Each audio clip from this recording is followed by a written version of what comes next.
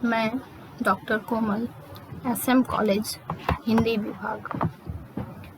पिछली कक्षा में हम लोगों ने टिप्पणी के प्रकार पर चर्चा की थी, जिसमें हम लोगों ने नेमी या प्रशासनिक टिप्पणी के बारे में जाना था।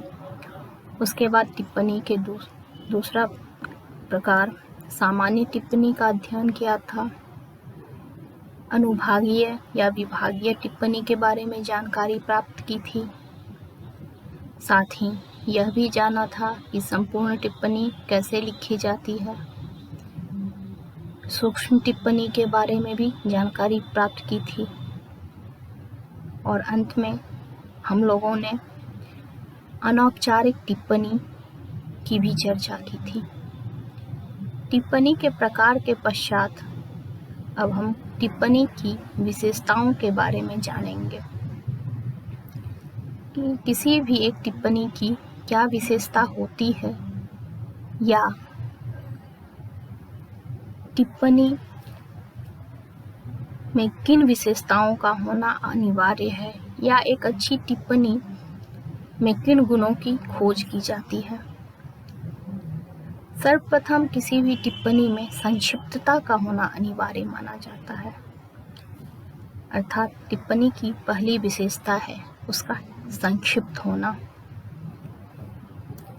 किसी भी टिप्पणी का उद्देश्य कम से कम शब्दों में सारी बातें स्पष्ट कर देना होता है, अर्थात टिप्पणी में कम से कम शब्दों का प्रयोग होता है, और शब्दों का प्रयोग इस प्रकार होना चाहिए कि उन्हीं कम शब्दों में टिप्पणी के माध्यम से जो बातें कही जानी है सारी बातें स्पष्ट हो जाए। इसलिए टिप्पणी को संक्षिप्त एवं स्पष्ट होना चाहिए। टिप्पणी की दूसरी विशेषता उसकी भाषा होती है। टिप्पणी की भाषा स्पष्ट एवं सटीक हो, वर्णनात्मक नहीं। आशय यह है कि टिप्पणी की भाषा में ऐसे शब्दों का चयन किया जाना चाहिए जिन शब्दों की व्याख्या नहीं हो, उनका एक स्पष्ट और नियत अर्थ हो। टिप्पणी में ऐसे शब्दों का प्रयोग पूर्णतः वर्जित है जिनका कि एक से अधिक अर्थ होता है। कोई भी मुहावरा, कहावत, लोकोक्ति इत्यादि का प्रयोग टिप्पणी की भाषा में कभी नहीं किया जाता है। इसके बाद किसी भी टिप्पणी में क्रमबद्धता की चर्चा होती है, अर्थात टिप्पणी में क्रमबद्धता होनी चाहिए। टिप्पणी में जिस विषय को वर्ण विषय बनाया जाता है उसमें एवं तथ्यों में क्रमबद्धता को बनाए रखना आवश्यक है। इसके क्रम में हमने अनुभागीय या विभागीय टिप्पणी की चर्चा की थी कि उसमें किस प्रकार अलग अलग विभागों से अनुदेश प्राप्त करना होता है। तो जब किसी भी विभाग से अनुदेश प्राप्त होगा तो उसमें तथ्यों और की क्रमबद्धता को बनाए रखना आवश्यक होगा।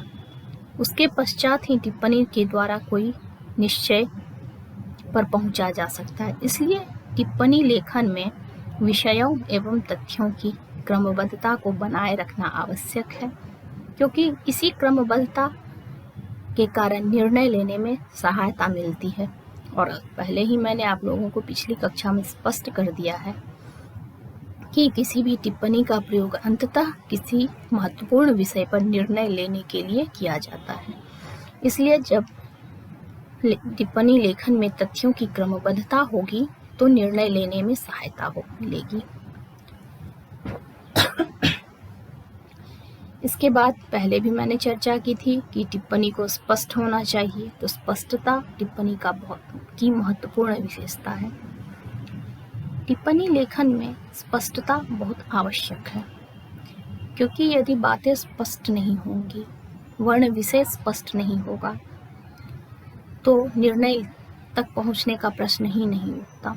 तो किसी भी टिप्पणी में निर्णय लेना होता है और जिस विषय पर टिप्पणी लिखी जाती है उस विषय की स्पष्टता अनिवार्य है। अनुचित एवं भ्रामक शब्दों का टिप्पणी में कभी भी प्रयोग नहीं करना चाहिए। भाषा की चर्चा के क्रम में मैंने यह बताया था कि ऐसे शब्दों का प्रयोग जिसके कि दो अर्थ होते हों टिप्पणी में पूर्णतः वर्जित है।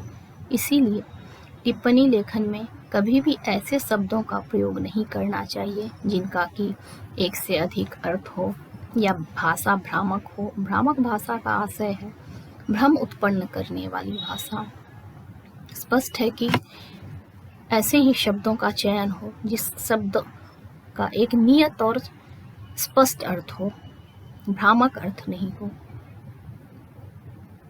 और तटस्थता, इसके बाद हम टिप्पणी की एक अनिवार्य विशेषता तटस्थता है। टिप्पणी लेखक को व्यक्तिगत विचारों, पूर्वाग्रहों से दूर रहकर केवल आवश्यक एवं विषय से संबद्ध तथ्यों का ही टिप्पणी में प्रयोग करना चाहिए। यह तो स्पष्ट है कि टिप्पणी जब भी लिखी जाएगी कोई ना कोई व्यक्ति ही लिखेगा। तो जब टिप्पणी लिखी जाती है तो उस व्यक्ति को अपने विचार से अलग होकर विषय पर विवेचन करना चाहिए। विषय पर विवेचन का आशय यह है कि उस व्यक्ति की सोच पूर्णतः विषयगत हो, उसमें किसी प्रकार का उसका स्वयं का विचार नहीं हो, अपने पूर्वाग्रहों से वह दूर हो और बिल्कुल विषय आधारित हो और विषय से संबंधित तथ्यों का ही टिप्पणी में प्रयोग हो।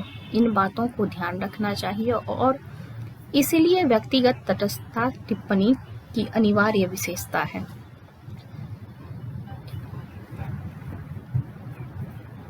इसके बाद प्रभावान्वित टिप्पणी लेखन में इस प्रकार होना चाहिए कि उससे उसका उद्देश्य बाधित ना हो, प्रभाव बना रहे।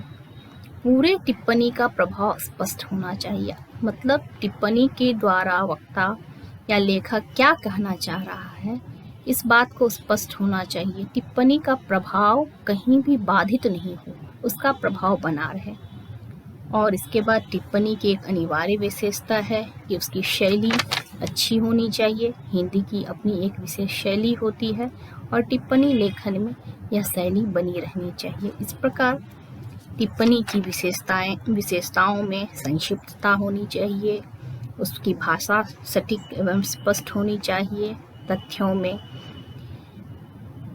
एवं विषयों में क्रमबद्धता होनी चाहिए, टिप्पणी को स्पष्ट होना चाहिए, टिप्पणी लेखक को तटस्थ होना चाहिए, उसका प्रभाव बाधित नहीं हो और टिप्पणी की शैली हमेशा हिंदी की एक निश्चित शैली होती है उसके अनुरूप होनी चाहिए।